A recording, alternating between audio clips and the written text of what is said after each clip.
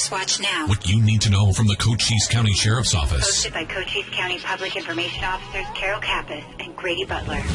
First Watch on 92.3 KWCD. And it's brought to you by Sulphur Springs Valley Electric Cooperative, giving you an inside look into your Sheriff's Office. I'm Grady Butler, and with me is Carol Kappas, Public Information Officer with the Sheriff's Office, and Sheriff Mark Daniels. Good morning. Good morning, Cochise County. Hello, everyone. So what do you think of my new digs in the studio now? I was just going to say, I like your digs. Yeah. This is like so back to the future. No, forward into the future. I tell you, we were back to the future before, but look at this. Now I look kind of like Star Trek, don't I? You do. Yeah. Well, that's because of all the ratings on this show. That's We right. brought the ratings up and more money, new studio. I mean, it's like, this is nice, though. That's all this shiny equipment, and That's right. it's good to see. Who's Captain Kirk? What? Who's Captain Kirk? Who's Captain Kirk? Oh, You would be? I would No. be Captain Kirk. No, I guess the sheriff would have to be the captain, yeah. Okay. No, in this ship, I'm not. I can promise you. I'll be Spock. I'll be over here being Spock. That's exactly. I always Spock is like. good for you. He was my favorite. There I you always go. thought he had the coolest. You know, he was the coolest guy in that But if you're show. going to be Kirk, you have to talk like this the whole show. You do. Yeah. That's really good. That's really good. That's why he's going to have to do the voiceover. It does look good in here, though. It needed it. I would Yes, say. thank you. I'm very happy.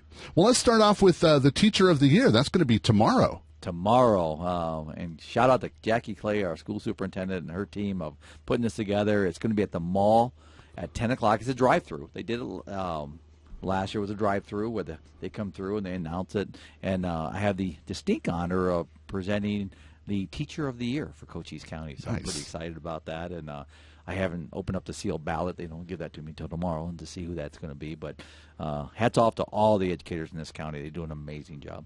They do, especially with everything that they've had to go through and the adjustments to the teaching and to the, making sure kids understand or students understand, all students, what's going on. So congratulations to the teachers for hanging in there, and thank you so much, Miss Jackie Clay, for making this happen. You know, have you ever seen them teach for Zoom, the way the teachers are doing that? Yeah. I mean, it's a whole different style of teaching, and my niece is a teacher, and just having them and being around the high school as a coach, but watching them keep the kids entertained, if that makes sense. I know it sounds horrible, it's not entertainment, but keeping them focused on doing what they do through a computer screen. And my hats are off. Our teachers stood up this year, and they did an amazing job. And thinking of different groups of people standing up, we have this week dedicated to National Telecommunicator Week and National Animal Control Officer Week. And we have both. So we have our dispatchers through CCOM, and we have our ACOs that are just ours. They belong to the Sheriff's Office. So we can't tell you how much we appreciate everything you do for us. They're unsung heroes in the business of criminal justice. I mean, our dispatchers keep us safe, they keep us informed, they take care of the public. They're a calming voice when you call an emergency. So again, my hat's off to all the men and women over our CCOM center. And then you look at our animal control officers, and most people don't realize. I mean, we have 5 in the county, and then we have a USDA, Al Thomason, that serves on that side of it for us, and they're just so good at what they do. But you check on in the morning, there's 20 calls waiting for them, for animal, lost dog, a dog at large, or whatever it may be. And they deal with every animal there is. Even though we think of domestic animals, cats and dogs, they go way beyond that. And cruelty to animal calls they attend. And I love animals, so having those animal controls, those professionals out there doing what they do, I applaud them. And you're absolutely correct. Look at the CAD screen on a Monday morning. Holy moly. And it's a lot of animal control officers, and they have to be everywhere, all over the county, and there's one assigned to the different districts, each district, and, man, that's a lot of area to cover, and it's a lot of work to do. So congratulations to all of our ACOs for being able to handle that with such grace and professionalism. They do. I'm just so happy, and they're always so happy when you see them, too. We talk and stuff. So, again, it's been a great week to appreciate them and just thank them for what they do. And also, we always have a day now. It's National Lineman's Week. With a national lineman, like your SSVC folks, I give them a shout-out. And second, it was National Go to Lunch Day. Did you know that? I didn't. Yeah, so my staff and I went to lunch this week. And where was I? I know I missed you. Sorry. Sorry. I'll bring you a soda. I promise next week. I'll bring you a soda and a Hostess product. You can't go wrong. Got there. it. That's right. And, that's right. But there's always a day. It's just kind of something fun, but it's also a time to recognize people that I think do a great job in our communities. And I think that sometimes it's hard to keep track of those days. It is. I mean, truly it is. Have employees' birthdays. You want to make sure you don't forget them, and Oh, it's yes. not that you're have to do it, but you just want to make sure that they understand how much you do appreciate them. So we had birthdays, we had lunches we bought this week for dispatchers and for animal control officers, and it's the little things that matter. We always say please be kind and pay it forward a little bit. So I think it's important that we keep up with this and try not to break the bank on doing it. Well, I'll say this: the success of any organization is the backbone is the employees, the team members within. And so I truly appreciate, Carol, you put a lot of work in this week of just, the luncheons, putting together little gift bags. I mean, all the stuff you do a very good job of making sure that our employees are taken care of there. But it's the small things that embraces the big. And in this case, I think it's really important. Well, let's jump back to a couple of nights ago. You had a community meeting in San Simon. What were you doing there? Excuse me. Been doing a lot of community meetings, and mainly over the border. There's a lot of unrest right now on the border, and what I said to them is, yeah, we're in not a good situation on our border. I think we all would agree. If not, go find a border patrolman and ask them what they think it's a good thing, and they'll tell you exactly it's not. So we're not in a good place. A year ago, I was so proud to go into community meetings and say how great it was, and right now we're taking on some challenges that I think could have been avoided. I'll just be honest with that. And second of all, we'll get through it, though. And we got to keep manageable calm within our communities. You got to trust your local community leaders, your governor. We're working very close with our governor. We're working very close with our congressional folks, the Speaker of the House here in Arizona, Gail Griffin, Dave Gowan, and Becky Nutt have been awesome. So we'll continue doing that to take care of the public here and safeguard them and enhance their quality of life. But we got to keep that manageable calm. And as a result, we're actually tracking now our calls that have a connection to our border. And there's not a day go by. I was coming home 2 nights ago, and I heard the illegals were knocking on the window of a residence. Deputies responded and ended up catching 2 of them. Another pursuit. Pursuits are, I hate to say it, they're vulnerable. They're a community risk, but they're a lot of them going. They're very frequent right now. So. Again, just a lot of challenges going on. Trespass calls, you name it.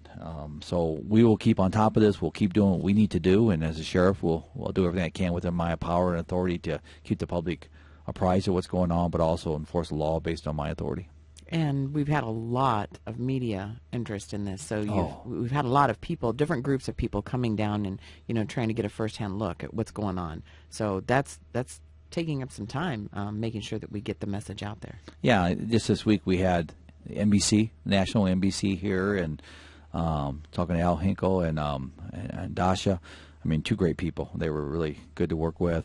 The Washington Times, the Wall Street Journal. Wall Street Journal was here. So again, it's just media after media, and I'll be honest with you, we got to find the balance in there, because you can spend all day just talking to media, but our number one job is to be out there. And I've been doing a lot of work on the road as a sheriff, just trying to help out there, and it's been busy. My hat's off to the deputies. The men and women wearing the badge responding to calls, and they're doing an amazing job. Also, just keeping a balance and a lid on all this. And deputy was telling me last night that that he's getting a lot of comments from citizens that people are just really concerned, and they have a right to be concerned. But we got to stand united in this county, otherwise we're going to be in trouble. And on yesterday morning early, there was a crash that happened in Sierra Vista that was pretty bad, and that was over in the Rancho Carmelo area, and 2 people ended up dying as a result of that. So we need to make sure that people are aware that please be careful out there. Truly, and this was a horrific crash. I knew one of the occupants. It was those are, my heart goes out to the families that lost the 2 community folks here yesterday morning. But I will say this too: it's when the law enforcement and public safety officials arrive, those are tough calls. I'll just tell you, they're very tough calls, and it seems like we're dealing with a lot more dramatic type calls for service with the deputies. Talking to the deputies that night and the next day, that was a tough one to see. And there's protocols in place. We have, as employers, and the county have, assistance that we provide to any employee that's having a difficult time. Not saying that, something like this is not in their job description or whatnot, but they see all kinds of things, and sometimes they need some decompression too, and it's really important that we pay attention to that, because this was a bad one. Oh, it was a real bad one, no doubt about it. And talking to my employees, I do that a lot throughout the county, and ask them how they're doing, and it's some of the stories they relate back to me. I had one deputy talked about where last year he had a 12-year-old and a 13-year-old die in the same week, and they both were horrific deaths. And so anytime you have a child involved or a juvenile involved, they're tough anyway. And we see the good of society, but we also see the bad, the ugly, and then the ugly again. And I mean, it's tough. And then you look at the scrutiny on law enforcement right now in this country. And I'm just going to make this comment. I think it's important to make. I'm blessed to serve in Cochise County. My deputies and the men and women, the law enforcement, we had a good thing going here. But that doesn't minimize the fact that the challenges are still great. And I heard the other day, we all know about the recent shooting in Minnesota, the accidental shooting that resulted in a death. But I saw a U.S. Congress person make the comment in the phrase of, governments are mandated killers, talking about law enforcement. I'll just be honest with you, that serves no purpose. This was a 26-year-old or 26-year veteran law enforcement that made a horrific mistake. I think we all would agree. It was an accident, just based on what I saw. I won't get too deep into that, but the reality is we make mistakes. We're human beings. But to say that we're mandated government killers is totally off the charts, doesn't serve a purpose for any community. Anybody wears a badge that goes out there, and you look at the 50 million contacts we make, and we use deadly force less than 1,000 times a year. I think we're doing pretty good. And can we do better? Of course we can always do better, but to tarnish our badge with statements like that, and people that have been empowered to be in leadership, state, local, and federal, it serves no purpose. And if anything, we need to prioritize law enforcement. We'll always look to see how we can do better, but to label us like that is just very, very sad, and shame on the person that said it. Want to remind everybody that the Cochise County Jail is hiring right now, so if you're looking for a job, this is a great way, especially if you're going to start your law enforcement career, this is a great way to start it, because you can go in at 18. It is, and one thing we're working on, in fact, I had a command meeting this week. This budget comes closer. I'll just say this to the public, too, and is we're going to baseline our budget again. Last year, we baselined it because of COVID, which means I'm not asking for any more increases. The only thing I asked for was a cost of living, a market adjustment for our employees. That was denied. We did not get that last year. So this year, we're doing the same thing. We're baselining our budget, and we're asking for another market adjusted. And every year that they don't get a market adjustment, cost of living, it just compounds for the following year. Then it becomes big numbers, and the next thing you see is sheriffs requesting this, and it's a big headline in the paper. We got, especially in what we just went through with COVID, with our public safety folks, support staff, detention officers, deputies, and now we're doing it again this year. So I'm hoping, and high hopes, optimistic, after we did our studies already, that the board will recognize and prioritize not just the sheriffs, but all employees that work for the county. I mean, they all deserve it, but I'm going to be an advocate for my staff for what they've been through in 2020. So it's been a tough year, and what we're dealing with 2021, the challenges are still very complex. Earlier, you talked about pursuits, so before you go, let's do your safety message of the week and use that as a topic. Well, I will say this, and I've talked about this as a safety message on this show before. When you see red and blue lights, just slow down, pull to the right. I would ask you you accelerate that thought. What I mean is pull over and stop immediately. And with everything going on right now, especially with the pursuits, the smuggling efforts, I mean, they're daily, folks. They truly are. They're daily and they're frequent. Is when you see red and blues, don't hesitate now. Pull to the right and stop, because my biggest concern, and this is a big discussion with my office, law enforcement, is the community risk that's posed based on these pursuits. These smugglers don't work within rules. They're not disciplined. Their goal is to get, whether it be drugs, whether it be human smuggling, through our county, and whatever cost that is. And if that's the cost of life, to them it's nothing. To me, it's a lot. It means everything. So we're asking that if you see the red and blues, pull over immediately, stop, and let the emergency vehicle pass. And trust me, we have strict guidelines in our pursuits. We're reviewing that again to make sure that the community risk is not outweighed by the pursuit or the reason we're pursuing. Let me rephrase that. And but it's something we're cautious of. Whether we clear intersections, we know they're coming into town, somebody's chasing, that we can clear an intersection, somebody doesn't get T-boned and killed. Whatever it may take, the bailouts and within communities scare me because now you're running through private property. I've also instructed my people is if there's a bailout, people are running through yards. If they violate a state law, whether it be trespass or something, we will charge them accordingly. Because if we don't put some consequences of what's going on, what they do, then this will get worse. So we have to draw the line with my authority as a sheriff, and we're going to continue to do that. But I ask the community to, if you see something, say something, call 911. Number two is, if you see the emergency lights, pull to the right, stop, and let us pass, and we'll go from there. All right. Well, we thank you for coming and talking to us today, Sheriff Mark Daniels. Thanks, Grady. Thanks, Carol. Thanks, everyone. See you next week. And who do we have coming in next, Carol? We have, believe it or not, we have Nikki Daniels, and she will be here to talk about COVID, and she's going to have some of her people that she works with closely at Cochise College talking about the shot program and how everything's going. Put her on the hot seat. Put her on the hot seat, Grady. I will do it. It's First Watch on KWCD Country, brought to you by Sulphur Springs Valley Electric Cooperative.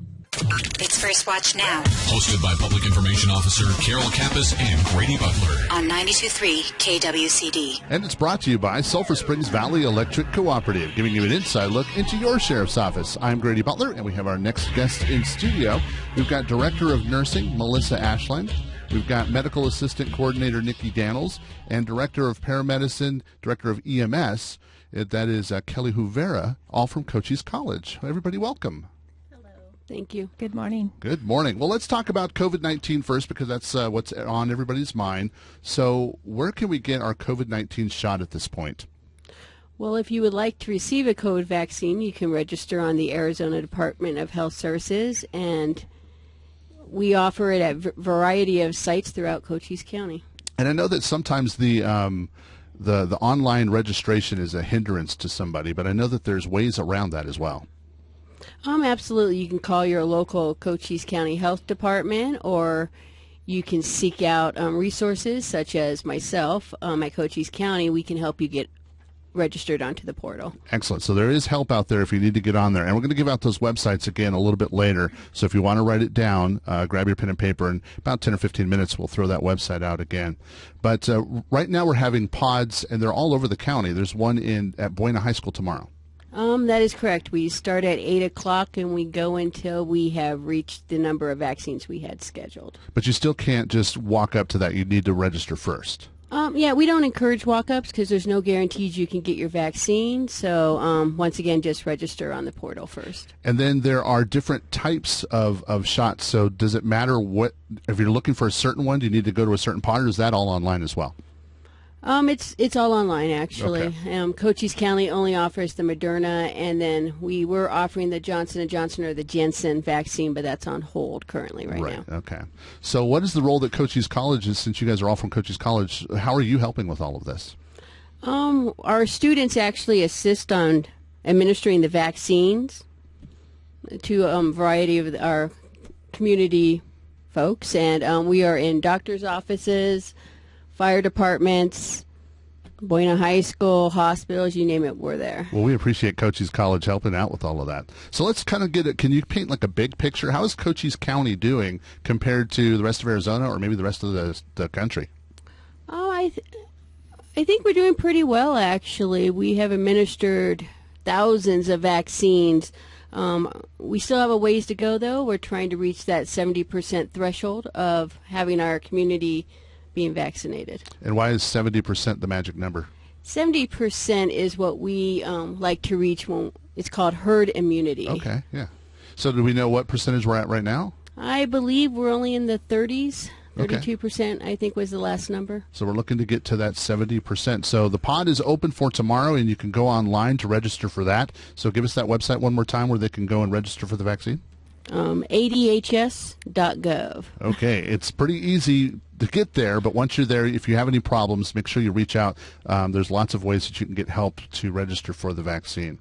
So let's talk about Cochise College for a bit. You guys have got a lot of nursing programs, like the Medical Assistant Program is going on right now. Tell us about that one.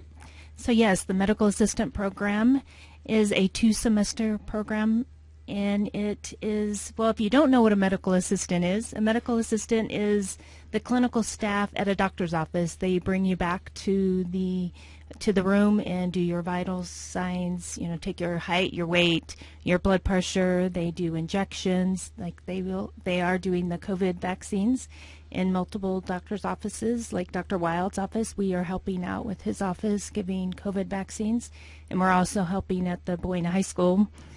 But the medical assistants, they get to do a 2-semester program. They get to do 180 clinical hours. So they get to go work in a doctor's office while they're going to school. It's a great program. They are the backbone to the doctor's office. They are the doctor's second hand, or right hand, I guess I should say. They are the ones that take care of the office. They call you with your lab results.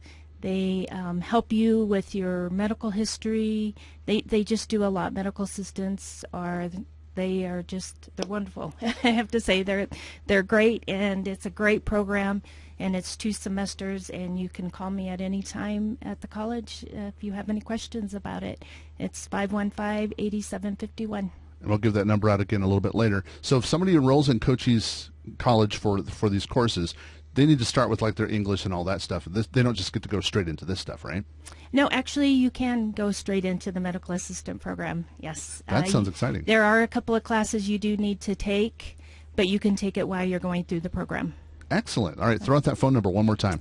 520-515-8751. And that is not the only medical program that they have at Cochise College. You can also find out more about the Paramedicine Program. That sounds interesting. Let's talk about that one. So we're switching chairs, behind the scenes info here. Hi, remind us of your name. Hello, my name is Kelly Hubera. So tell us about the Paramedicine Program. So our Paramedicine Program is a true commitment. It's a 15-month long program. It's usually a small cohort, and our next cohort will begin this summer, and so we're taking applications for people that are interested now, and we also offer EMT classes. So you need to first start in the EMT course, and the EMT course you do not need any prerequisites for. It's a 1-semester class, and we will be offering a summer EMT program, which is also, you can begin registration for that starting in May. So that opens up May 1st. We have a big interest in service learning work in all of our programs, whether it is EMS, nursing, or medical assistant, even nursing assistant. Service work is a big part of what we do in healthcare. What is service work? And so our participation in the pods is a perfect example of service work. We're doing service learning where our students are working with the community and learning about giving injections, learning about the medicine, and also giving back to our community. And so through the Paramedicine Program, where would your career land if you went through that? So most of our folks in our Paramedicine Program are with agencies currently and being sponsored by the various agencies throughout Cochise County. Okay, so let's see, there's more programs for, if you're into medical, Cochise College is the place to go, because they even have EMS programs, and I understand that that could be broken out into a lot of things. So what is the EMS program? So that's what we were just talking about, was the EMT and the paramedicine. I see. Right, they both fall under that umbrella. Well, then let's go straight to the nursing program. Hi. We actually offer variety of programs now in the nursing department. We have a 1-year licensed practical nurse, LPN license, that does not require any prereqs. We have a 2-year RN program that is tied to prereqs, as well as our LPN to RN bridge program. The next RN program actually starts this August. We are looking at bringing in hopefully 100 students. And applications are due by April 30th. Excellent. So that's the nursing program at Cochise College. You guys have got a bunch of medical programs that I think that whatever size of medicine you're trying to get into, this is a great place to go. And I think all of you guys are you all graduates from Cochise College or been there or teaching? Yeah. We are actually. So. In fact, our CNA coordinator, Teresa Vernon, is actually a graduate. Nice. Right. I think we all are. Yeah, we all are. That's cool. All right. Anything else you'd like to add? Oh, I was just going to bring up the CNA program. Is a one-semester program. CNA program, tell us about that a little bit. It's one semester. They can go start in high school to get their CNA, or they can wait till they get out of high school and get into the CNA program. Excellent. All right, so we need some numbers and websites for Cochise College. Does anybody have those off the top of their head? Or a way to get a hold of you for more information on these programs? That's what we're looking for. So, fall registration starts June 5th. And the summer registration starts May 1st. The website is www.cochise.edu. And one of the phone numbers, my phone number is 520-515-8751. And the Cochise College registration or nursing is 515-3637. All right. So we thank you guys for coming and talking to us today and telling us about the nursing programs and all the programs at Cochise College. Thank you very much. Thanks for having us. And thank you for catching us up on the COVID-19 vaccinations as well. Thank you. It's First Watch on KWCD Country, and it's brought to you by Sulphur Springs Valley Electric Cooperative. You've been listening to First Watch with the Cochise County Sheriff's Office. Hosted by Cochise County Public Information Officers Carol Kappas and Grady Butler. Join us again next Friday morning, 7 to 8 a.m. First Watch. What you need to know from the Cochise County Sheriff's Office. Only on 92.3 KWCD.